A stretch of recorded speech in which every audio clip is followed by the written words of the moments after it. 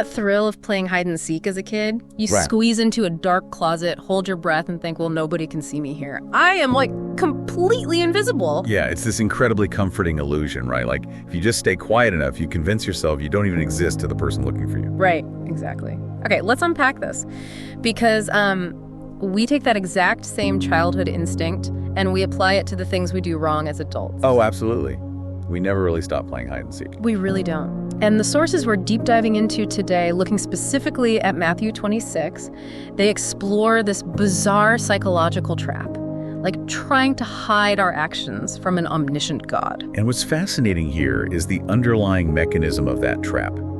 Because when you commit a wrong, whether it's financial fraud or, just gossiping at work, you fundamentally know it's wrong. Right. You feel that tension. Exactly. And to survive that psychological tension, you desperately need your victims to remain ignorant. The text argues this is basically a tragic preference for appearances over genuine obedience. Yeah.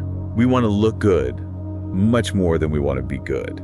Wait, I actually have to push back a little on that. Is it really just about looking good to other people? Or is it that if we actually admit we're doing wrong, it just shatters our entire internal self-identity? No, that is a crucial distinction. Yeah. It's absolutely about protecting the ego. Yeah. I mean, our brains are incredibly skilled at compartmentalizing. Yeah, we create these little internal blind spots. We do, so we don't have to face the reality of our own actions. Yeah. And that allows us to maintain the fiction that we are still the good guy in our own story. Which makes the old analogy of, like, trying to sweep dirt under a glass rug a bit incomplete, I think. It's less like a glass rug and more like turning off your computer monitor and thinking you've deleted a file. That is a great way to put it. You haven't changed reality at all, you just blinded yourself to it.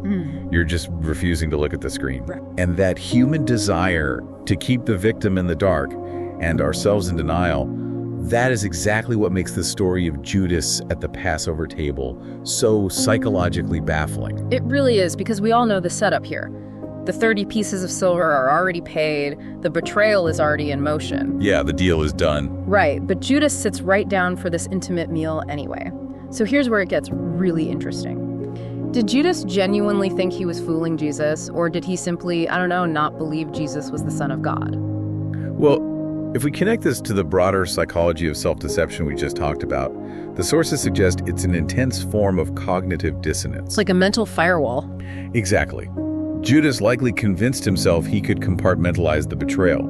So it's not necessarily that he thought Jesus wasn't the Son of God. It's that his greed and rationalization created this temporary block. He really thought he had turned the monitor off.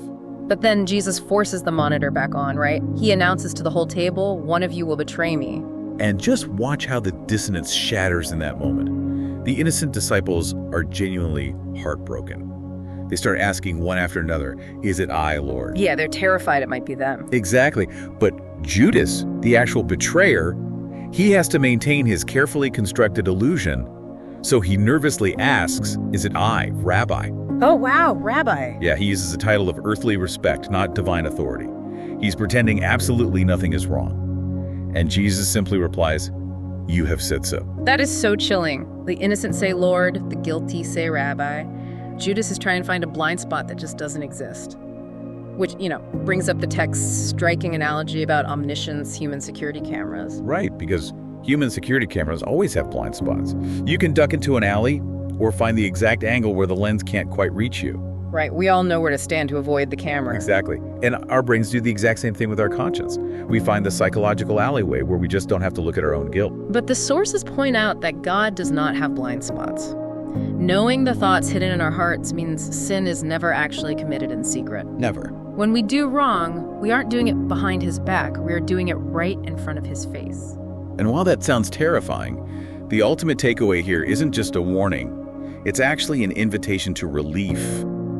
Think about the sheer exhaustion of pretending. Oh, it has to be exhausting to constantly manage those internal blind spots. Completely draining. So stepping out of hiding means you can finally stop maintaining the illusion.